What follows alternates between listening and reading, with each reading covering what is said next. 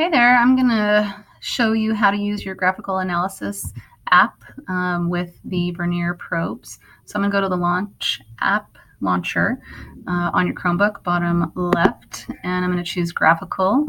That's our graphical analysis app. And I'm going to plug in my probe. I'm using that GoTemp USB Pro. I'm going to plug that in. It turns green when it actually connects and senses that it's there.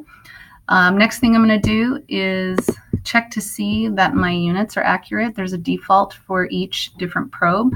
So on my y-axis, I have my temperature set for Celsius and my time is in seconds.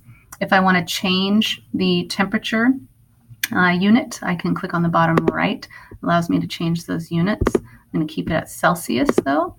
I then want to go to the mode of how it's gathering data. The bottom right, again, there is a default for each of the sensors that you're using. For this one, it is time-based. And what that means is it's going to collect data for a certain number of seconds or whatever I tell it to do. And so it is going to be running at a rate of 2 samples per second with an interval of a half a second per sample. Okay, I'm going to collect manually. That means I'm just going to click the collect button when I'm ready to collect. And then instead of collecting for 180 seconds, I'm going to only collect for 10 seconds. You can do a triggering event that starts collecting it. Like let's say as it hits a certain temperature, then it starts collecting data. But I'm just going to do it manually.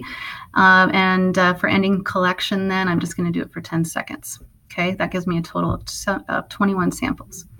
All right, there are other modes that you can use. At this point, the temperature sensor, the best mode that I see is the time-based one, but there's also event-based, which allows you when, let's say you have a data point is at a certain data point, you want to collect that data, you can set that up that way. Drop counting is for titrations, and photo gate timing is for more like physics experiments, okay? So we're going to stick with our time-based mode, and we're also going to look at how I'm going to view this graph once I collect data. If you're doing more than one set of data that you want to compare, you can have up to 3 graphs open at a time.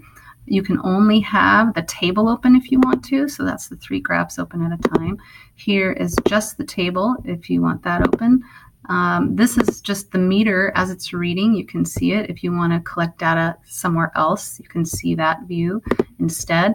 I like the graph and table mode because I can see both at the same time happening.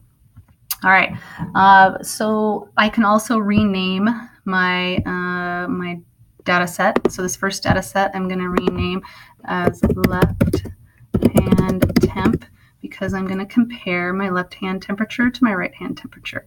So there's my rename on that one. If I needed to change anything within the labels of my X and Y axis, I can go here and I can either add data manually, but for my column options, then again, I can change some of the information of how it's displayed.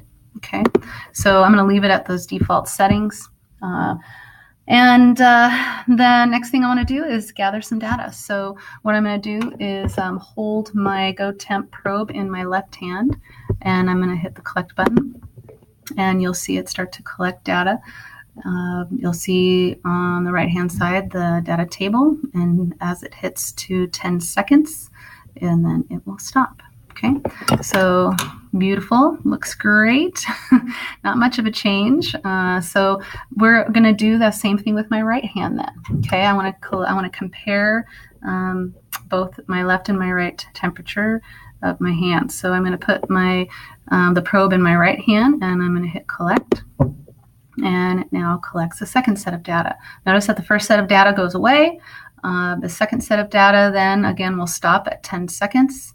And boom, there it is. Okay. Now, right away, my data set number 2, I want to rename so I can identify it easy. Right hand temp.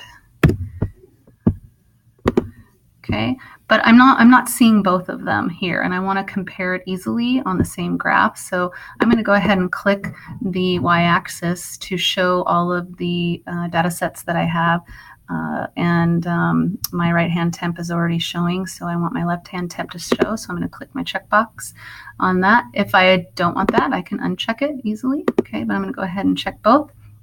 And if I want to just see both sets of data and I don't want to see the graph, I can go back to my viewing and I can go back to table and see both sets of data a little bit easier. But again, I like the graph and the table view, and I can click in here and use my left and right arrows to toggle back and forth. Okay. All right. So I have my data, and now I want to start to analyze it. There's a couple other things we can do here. If I go to the bottom left corner, here's where I can edit my graph a little bit. I can edit graph options and add a title. So right and left hand temp comparison. Okay. And if I feel like I need to change the range of either the X or Y axis, I can do that here, but I'm going to keep it at automatic, and you can tell that it did that here. It goes from 0 to 24, which is the beginning temp, lowest temp that I had, and that was with my left hand. Okay, so that's one thing that you might want to do is get that titled right away. I can add I forgot to add a prediction. This is something that you can do maybe for a third time, third set of data before you add more data. Like, what do you predict now that, is your friend going to have a similar set of data that you have? Do you want to try holding it with both hands and recording that temp and seeing and adding a prediction to that? But let me show you how that works. If I add a prediction, I can actually just draw a line, and maybe I'm thinking with both hands, if I hold the temperature probe with both hands, that maybe it's going to increase the temperature of the probe by a little bit. So there is my prediction. Okay. And then I can go ahead and add another set of data and test that out and see how close I came. So that's prediction. And of course, you can do that at the beginning of your data set. Second thing I want to show you is add annotation, or third thing. And when I think about, maybe I let go of the probe right here, let go accidentally, gives a little bit of a note. I enter that, and then I can click and drag it.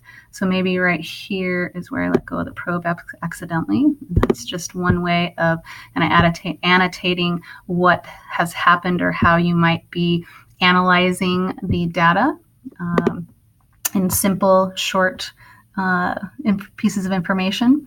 I can apply curves to my graphs, a curve fit, I should say. And so if I chose like a linear application, it shows here for each of the two sets of data points that I have, the slope of the line and some of those, the y-intercept, things that you might be looking for to help understand or analyze that line, okay, that set of data. And of course, you can choose some other options as well, okay. Let's see. Last thing is viewing statistics. You can look at the average of your sets of data. You can look at the minimum or maximum set of data, and just bits of information that might help in continuing to analyze. Okay. Lastly, saving. Okay, so I'm going to click on the top left, and I'm going to click Save As.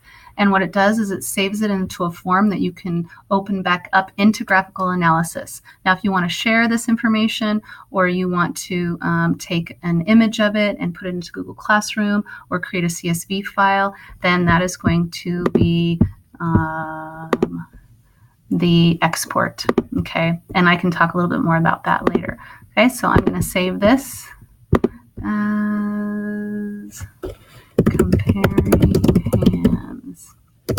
And I've done this a couple times. Save. All right. Thank you.